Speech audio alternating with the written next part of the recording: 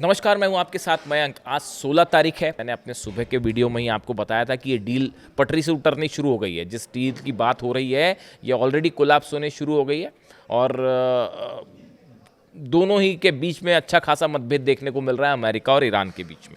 लेकिन इस बीच कुछ खबरें ऐसी हैं जो बेहद चौंकाने वाली हैं। केशम आइलैंड में हॉर्मूज में एक बार फिर 3 धमाकों की आवाज़ सुनाई दी है। हालांकि ये अब तक साफ नहीं है कि हॉर्मूज में ये धमाके कैसे हुए, खासतौर पर केशम आइलैंड के पास ये धमाके कैसे हुए। क्या इसके पीछे अमेरिका की कोई भूमिका है या क्या था? चीज़ें ये पूरी तरह से अभी तक साफ नहीं है। मिस्ट्री अभी भी बनी हुई है, लेकिन ये बात साफ है, ईरान की न्यूज़ एजेंसीज ने इसे कवर किया है कि वहाँ पे जो है 3 बड़े धमाकों की आवाज़ केशम आइलैंड पर सुनाई दी, जिसके बाद पूरे इलाके में एक बार फिर तनाव फैल गया है। ये स्थिति है।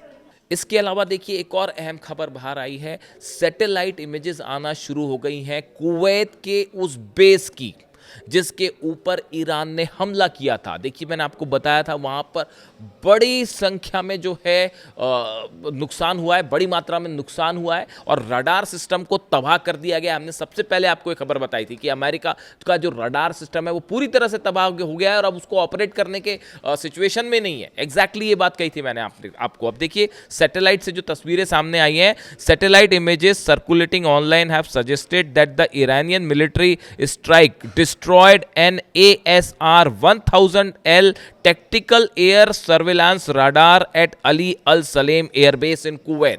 इनका जो सबसे बड़ा रडार था अमेरिका का, जिसे ASR 100L कहते हैं, टैक्टिकल एयर सर्विलांस रडार था, ठीक उसके ऊपर मिसाइल गिरी। और जो सैटेलाइट की तस्वीरें आई हैं उसने दिखा दिया है पूरा का पूरा सैटेलाइट जो रडार सिस्टम है वो पूरा का पूरा तबाह हो चुका है।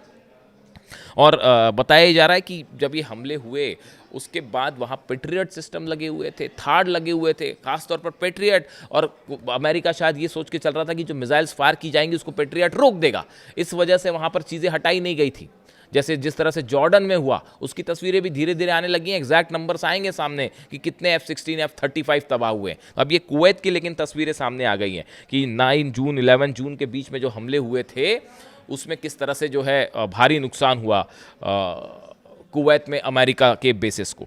इसके अलावा देखिए 2 और अहम खबरें हैं जो कि ईरान से हैं। ईरान की सेना ने अपने सारे बॉर्डर्स पर पहरा सख्त कर दिया है। सेना को 24 घंटे अलर्ट रहने के आदेश दे दिए हैं। बल्कि खबरें ये भी आ रही हैं कि ईरान ने एक बार फिर बड़ी जंग की तैयारी शुरू कर दी है। देखिए एक तरफ तो डील की बात हो रही है, MOU साइन करने की बातें हो रही है, इलेक्ट्रॉनिकली उसको साइन भी हो गया, इस तरह की बातें आ रही हैं। फिजिकली जो है फ्राइडे को साइन होना है, लेकिन उसके पहले 3-4 मुद्दों को लेकर बड़ा बड़ा मतभेद दिखाई देने लग गया है डोनाल्ड ट्रंप और ईरान के बीच में। इसको लेकर अगले वीडियो में एक बड़ा खुलासा करूंगा मैं। लेकिन अभी जो हालात ये हैं, इसके मुताबिक ईरान ने एक बार फिर जंग की तैयारी शुरू कर दी है और ये कहा गया है ईरान की सेना को कि किसी भी तरह के हमले का जवाब देने के लिए तैयार रहिए। यानी हालात ये हैं कि कहाँ तो डील वाली बात है, MOU की बात है, लेकिन इसी बीच में हालात ऐसे भी हो सकते हैं कि फ्राइडे को जो है MOU साइन होने की बजाय जो है वो जंग की शुरुआत हो जाए फिर से। इजराइल ने साफ कर दिया है, नेतन्याहू की तरफ से खुद ये कहा गया है कि ये जंग अभी ख़त्म नहीं हुई है। उसके साथ ही देखिए ये बेहद अहम मुद्दा है, लेबनान से इजराइल पीछे आने को तैयार नहीं है। जिस ज़मीन पर लेबनान की कब्जा कर रखा है इजराइल ने, वो खाली करने को तैयार नहीं है। यही हालात सीरिया पे हैं और गज़ा को लेकर भी स्थिति ऐसी ही है। यानी इजराइल ने साफ कहा है हम किसी सूरत में लेबनान में अपना ऑपरेशन नहीं रोकेंगे और इसके लिए अगर ये डील हो जाती है तो ये इजराइल के लिए बहुत बड़ा झटका माना जाएगा और इसी तरह के रिएक्शन इजराइल से आने शुरू हो गए। यानी हालात ये हैं कि इजराइल में बहुत असंतोष है इस डील को लेकर और एक प्रकार से ये इसको इजराइल की हार की तरफ से देखा जा रहा है, इस MOU को जो साइन होने की बात हो रही है अमेरिका से।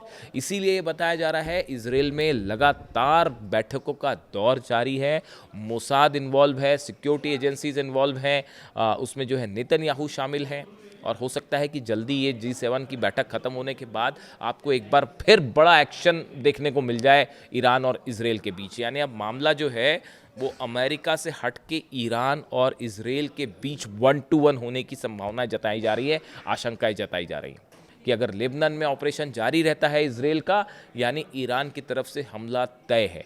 देखिए पिछली बार जब बेरूत पर हमला किया था इजराइल ने, उस समय ईरान की तरफ से रिटेलिएशन होना तय था। ईरान ने रात के समय मिसाइल्स तान दी थी, बस बटन दबाने की देर थी। लेकिन अमेरिका समेत तमाम अरब देशों ने ईरान से रिक्वेस्ट की कि अभी डील हो सकती है, एमओयू साइन हो सकता है, एमओयू पर सहमति बन सकती है, ऐसे समय पर आप इजराइल पर हमला ना करें। सिर्फ ये वजह थी ईरान रुका, वरना एक बड़ी स्ट्राइक इजराइल में तय थी। पूरे रात 2 दिन पहले इजराइल में सायरन बजते रहे। यह हकीकत जो है वो सब जानते हैं। ऐसे हालात में जहां एक तरफ डील की बात हो रही है, लेकिन उसके बीच में बड़ा ज़बरदस्त तनाव देखने को मिल रहा है, चाहे हॉर्मुज़ में है। और देखिए हॉर्मुज़ में तो जो सर्विस टैक्स लेने की बात है, इसको लेकर अमेरिका और ईरान फिर आमने सामने हो गया है। ईरान की तरफ से ये कहा गया है कि हॉर्मुज़ जैसे ही खुलेगा तो यहाँ पर एक सर्विस टैक्स लिया जाएगा। ये वहाँ से गुजरने की जहाज़ों को गुजरने के लिए किसी तरह का टैक्स नहीं होगा। ईरान का कहना है कि जो ये टैक्स वाली बात है, ये टैक्स जो है एनवायरमेंटल प्रोटेक्शन के लिए होगा। नेविगेशन किसी तरह से मतलब वहाँ पर जहाज़ों को गुजरने के लिए परमिशन के लिए टैक्स नहीं लिया जाएगा। ईरान का कहना है एनवायरमेंटल प्रोटेक्शन के लिए, इंश्योरेंस सर्विस के लिए इस तरह का जो है एक टैक्स वहाँ पर दिया जाएगा। इसको लेकर ईरान और अमेरिका के दोनों के दावे अलग अलग। अमेरिका ये कह रहा है कि वहाँ किसी तरह का कोई जो है टैक्स जो है ईरान की तरफ से नहीं लिया जाएगा, लेकिन ईरान ने बात साफ की कि वहाँ एक सर्विस टैक्स होगा। जो जहाज़ गुजरेंगे उनके इंश्योरेंस के लिए, एनवायरमेंटल इश्यूज़ के चलते वहाँ पे जो है टैक्स लिया जाएगा। यानी इस मुद्दे पर भी दोनों देशों के बीच साफ मतभेद है। तो फ्रांस की भी एंट्री हुई है। फ्रांस ने भी कहा है कि हम किसी तरह का टैक्स मंजूर नहीं होगा। यानी कुल मिला के इस डील में कुछ भी साफ नहीं है, ए से जेड तक कुछ भी साफ नहीं है। और अगले 2 दिन, देखिए फ्राइडे करीब आने वाला है, और अगले 2 दिन में बल्कि 24 घंटे में ही आप देखिए कल तक शायद ये बात साफ हो जाएगी कि ये डील साइन आगे हो पाएगी या नहीं हो पाएगी। इस बीच में ईरान में ज़बरदस्त असंतोष देखने को मिल रहा है। वहाँ के लोग इस बात से कतई जो है वो सहमत नहीं है कि ये डील साइन की जाए, किसी भी तरह की डील साइन हो।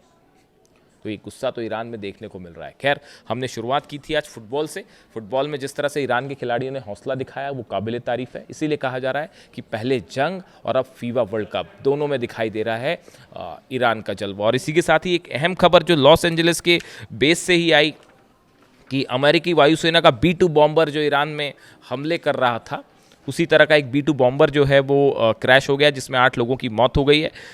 ये कैलिफोर्निया स्थित एडवर्ड्स एयरफोर्स बेस पर हुआ। अमेरिकी सेना का बड़ा ऑपरेशन सेंटर माना जाता है। ये लॉस एंजलिस से 95 किलोमीटर उत्तर में स्थित है। यहाँ पर एक B-52 बॉम्बर्स ने टेक ऑफ किया और टेक ऑफ करने की कुछ ही देर बाद ये क्रैश हो गया।